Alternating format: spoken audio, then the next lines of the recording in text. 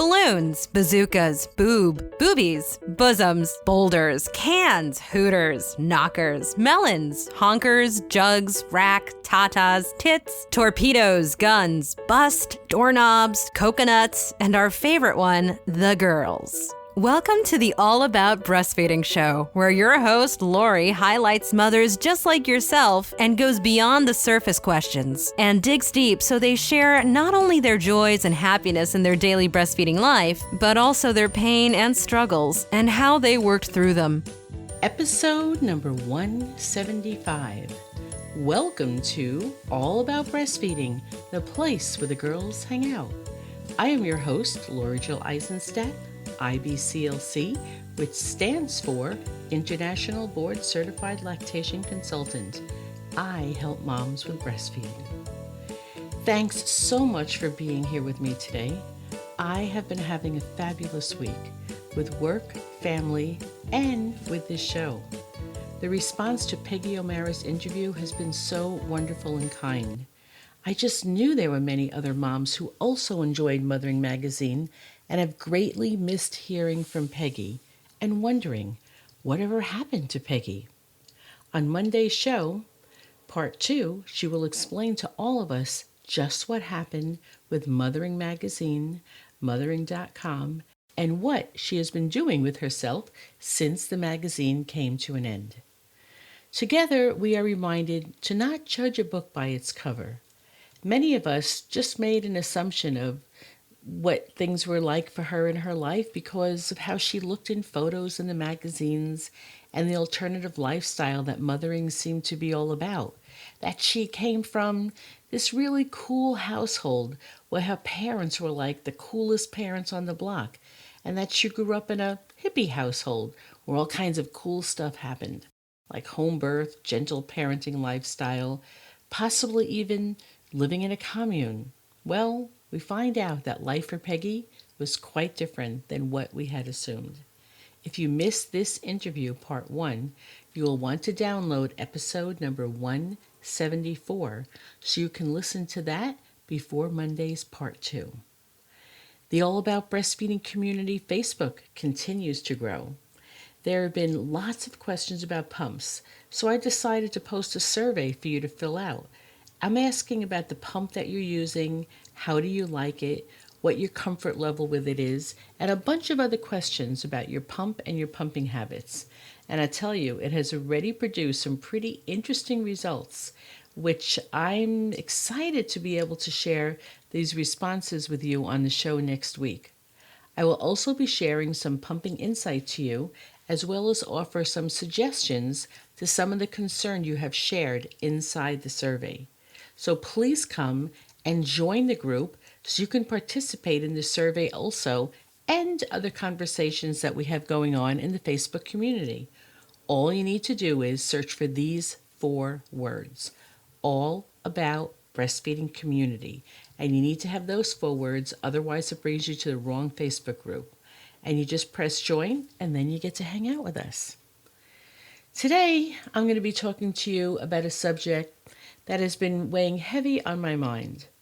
I talk to women about this on an individual basis, and sometimes I forget that I have this fabulous forum, this podcast that is global and heard in over 53 countries. This is a great place to talk about an important subject and have it heard by many. I also know, as I do with other topics that I bring up, that I do take a risk at offending some, pissing off others, and perhaps have some of my peers even disagreeing with me. But I'm cool with that. From the very beginning, I just knew that I wanted to talk about many different topics, and they all might not be popular ones or topics that everyone would agree with. I'm all for stirring up the pot a bit and for talking about subjects that cause people to engage in real conversations with each other about the topics. At least they're talking about it, exchanging thoughts and ideas and opinions. How incredibly boring this world would be if we all agreed on everything all at the same time. And in the world of healthcare, it's important to have an open mind.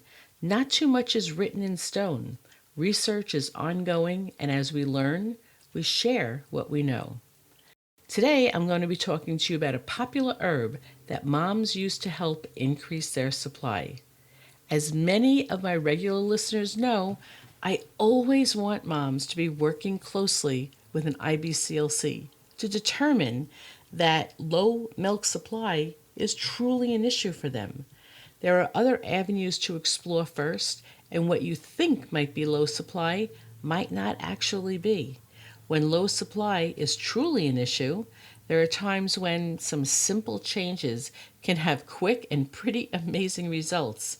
And then there are times when there's quite a few changes, there's lots of hard work, and you can still have pretty significant results. Then sometimes, as you all know, because I've talked about it on this show, there are unfortunately times when some mothers just struggle so much, and there are medical reasons or unknown reasons for never being able to increase their supply, no matter what techniques you try, what herbs or medication you take, or anything else that you do. Working with an experienced IBCLC, here's my feelings. You will leave no stone unturned and know that you did your absolute best. As far as herbs go, I just find that there's this general comfort level with moms who take herbs. They seem to feel that since it's an herb, that it's natural, and that anything that's natural is automatically safe. Safe for her and safe for her baby. But this is not necessarily true. An herb is a plant. Herbs are sold as tablets, capsules. They're sold as powders, teas, tinctures, as well as fresh or dried plants. You can easily find herbs in many forms in your local health food store, which is years ago that's really the only place you could find them. But now you can find them in the drugstores and even at stores like Target and your local supermarkets. This easy access to herbs just further perpetuate the myth that all herbs are safe. And many are. They're quite safe. But the question is, safe for who? And under what conditions? And what dosage? And taken in conjunction with what else? For example, some may be safe for a majority of people. However, if you have allergies to some foods, you might be allergic to an herb or an herbal blend that has that plant in it. Because you are not looking at the ingredients, or maybe just because you're not thinking about it as a food, you might take an herb that is really not safe for you. Perhaps you have no allergic response to an herb that you take, but it makes your baby incredibly gassy and has another kind of effect on them as far as breaking out in a skin rash or something with it. You may go down the road, if this is happening, of trying to figure out what you are possibly eating that is perhaps making your baby excessively gassy, or perhaps in pretty severe belly pain. And you have others who are convincing you that it is your milk that's not good for your baby. It might be so bad that you give up on breastfeeding, all to find out that you were taking supplements, and not only just supplements, but in mega doses. Because if 4 capsules a day will increase your supply, why not take 8 capsules a day and make more milk quicker? That kind of thinking, I understand it, but you see how this can really hurt your baby? A little of an offending food, if you were to eat it, can hurt your belly a little, but have that offending food in mega doses every day, day in and day out, and you will be suffering. Let's take this a few steps further. What if an herb you're taking is actually doing you harm, causing your blood sugar to drop to a dangerous level? Or what if it's interacting with a prescription medication you're taking? Perhaps these herbs you're taking affects your overall health, and you have no idea that's what's causing it is the herb that you're taking. Same thing, because it can interact negatively with diabetics, or it could also have a negative impact on your thyroid levels. So I want to address just one herb that is quite popular in the world of breastfeeding. It can also be purchased in most stores, sold as capsules, powders, teas, and tinctures. Depending upon the size of the bottle or the amount of tea that you purchased, you can usually get it for less than $20 or $30. Now, you tell me how attractive this is to a mom who is suffering from low supply. Spend $20? no prescription needed, and you could begin taking something that will help you build your supply. Sounds good to me. Let's see if you can guess which herb I'm going to be talking about.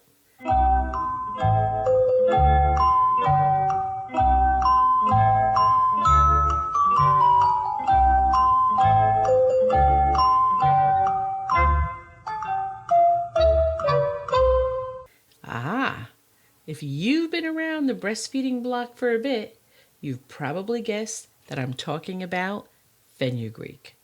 You know this to be a popular herb. Maybe you know there should be some caution before taking it. Maybe you don't. Perhaps this is new to you. We spell it F like Frank, E, N like Nancy, U, Greek, fenugreek. Now, fenugreek has been used safely for generations. It's a widely used herb, and it's an ingredient in many spice blends and in artificial maple syrup. It is a basic ingredient of curry powder and 5 spice mixtures, and it's also popular in salads.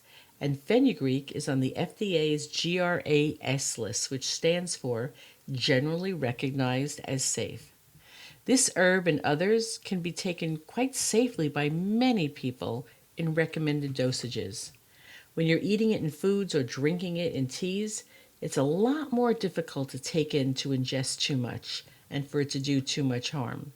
However, when you're taking tablets or capsules or liquid tinctures, it's very easy to take way too much. And what I find happens a lot is moms they just really, if they're low supply, the name of their game is how do I make as much milk as quickly as possible? And they tend to take more than the recommended dose, sometimes even doubling the dose. If there's no concern about side effects, it's just not an issue. However, if you have health concerns, things can be quite different. So you definitely need to use caution and consult your healthcare professional before taking large doses of any herbs or supplements. Also consider the dose that is effective for you. If you're taking a large dose and you're not seeing results in 2 to 3 days, and now it's 4 and 5 days, and you're working with a lactation consultant, be sure to make her aware of this. You might have low supply caused by a condition that is just not responding to fenugreek. Common sense and professional advice can not only limit potential side effects, but also save you valuable time and frustration and get your breastfeeding relationship on track much quicker. And here's how this goes. Moms are trying and trying and trying, and they're spending weeks and weeks and weeks trying all different kinds of things, and they're taking the herbs, and several weeks or more later, when nothing really is happening, we've lost valuable time in trying to help you get to the bottom of why your supply is low and making any adjustments or suggestions or put you on a care plan that will help to increase your supply. And the further away you get from those very early weeks of breastfeeding, I just find the more difficult it is for moms to build their supply. So the sooner you call for help, the better. When fenugreek is mixed with other herbs, the possibility of side effects is less. This is one of the reasons I find mothers do better with the herbal blends. Several blends, it works well because there are several different herbs that all work together to help increase supply, but decreasing the side effects that taking large doses of just one herb might take, that's helpful. In addition to GI upsetness, here are just some of the other side effects that you might need to be concerned about. Since fenugreek is a legume, if you have an allergy to peanuts, you should really avoid fenugreek, as this puts you at a higher risk factor for having an allergic reaction. Hypoglycemia. Fenugreek lowers blood sugar, and if you have no blood sugar issues, then you're probably going to be fine. But what if you do? You can really have a problem taking fenugreek, and it just would not be good for you, especially if you don't know this and you're taking very high doses. Some moms have told me that they're taking it during their pregnancy because what happens is they're nursing a baby or a toddler, and the supply of milk just naturally goes down, and for many women just pretty much goes away, or very, very small amounts, as the hormones that keep and maintain a pregnancy are ones that don't help increase supply with lactation. In fact, they decrease the supply. And moms notice their babies or toddlers are pretty fussy at the breast, so they start taking some fenugreek to help increase their supply because they've heard that's what fenugreek does. But it's definitely not safe to take during pregnancy. It stimulates the breast tissue, which is smooth muscle. However, the uterus is also a smooth muscle, and you definitely do not want to stimulate the uterus during pregnancy. Some other reasons to not take fenugreek. If you've ever been prescribed blood thinners or taking them currently, you do not want to take fenugreek. Another big issue that we've recently been learning a lot about is fenugreek's effect on the thyroid, as it lowers the thyroid hormone. Now, in 2000, I did not know this information at all. It's fairly recent information, and so I was not sharing that with moms because I didn't know to do that. Some moms also, they don't even know they have a thyroid condition as it has been undiagnosed. Then they take fenugreek and it can really create an even bigger problem, and again, they don't know why. There are other health reasons why fenugreek should not be taken. And you'll really want to speak to your physician about taking this or any other herb, particularly if you're going to take it in high doses. While I do a basic medical history as it relates to lactation, as an IBCLC, I am not a physician, and I'm not taking a comprehensive medical history, and I'm certainly not certified to advise you on what is safe for you and your baby. Between the fact that each year more mothers are initiating breastfeeding and combine this with the easier availability of herbs, well, together, this has allowed healthcare providers, and in this case, lactation consultants, to be more aware of conditions under which moms should not be using fenugreek. Overall, my message to you is low supply, you know what I'm going to say. Seek out the expert help from an IBCLC. You can be very surprised. Chances are you may very well be likely to solve your low supply with some excellent breastfeeding management skills. If there are not any changes in your supply that you're hoping for, you can then work together with your consultant on a care plan, which may include herbs and other ways of increasing your supply. But I'd love for you to work with an IBCLC first, because all the years that I'm doing this, I sometimes am still quite amazed what some mothers think a low supply is, turns out not to be. There are other things going on, and with some expert help, we can turn that situation around for you real quickly. So I hope that this gave you some pretty good insight to fenugreek. The reason I said that it might piss some people off or get a conversation going, which I hope, is because it is an herb that is very widely used. And if people have not been reading labels or looking it up, they just generally think that fenugreek is totally safe for moms and babies, and clearly it is not. So it needs to be respected. Well, the other thing I want to do, I have another little piece of news to remind you about. Speaking of herbs and plants, this has just turned out to be this lovely segue into my last piece of news, which is a reminder that if you have been on the fence about joining Elizabeth Joseph on her sugar detox program, which is a raw cleanse to help you detox from gluten, sugar, and food cravings, this is the time to register. It is a great way for those of you who have not conceived yet, but you're preparing your body and mind for getting ready to getting pregnant. This would be a great thing for you to do. Registration closes next week because the program starts, I believe, on June 12th. You may remember me telling you Elizabeth is a contributor to the allaboutmothering.com membership site. She's a certified holistic nutrition specialist and living foods coach, and a fairly new mommy who I've had the pleasure of working with. For us local Phoenicians, we really do hit the jackpot with Elizabeth because we get to join her in the latest program locally, where she will be making all the juices and foods that you will be eating during this program. I have registered, and I would love to have some of you along for the ride so we can chat about how we're doing. Be sure to let Elizabeth know that you heard about her from Lori, the host of the All About Breastfeeding show. And how do you get in touch with Elizabeth? All you need to do is get in touch with Elizabeth. You can go to BeMoreRaw.com. That is BeMoreRaw.com. BeMoreRaw.com. As always, thanks so much for choosing to hang out with me and listen to the All About Breastfeeding show. The next show is on Monday, and it will be part 2 of my interview with the lovely and engaging Peggy O'Mara. Until then, bye-bye.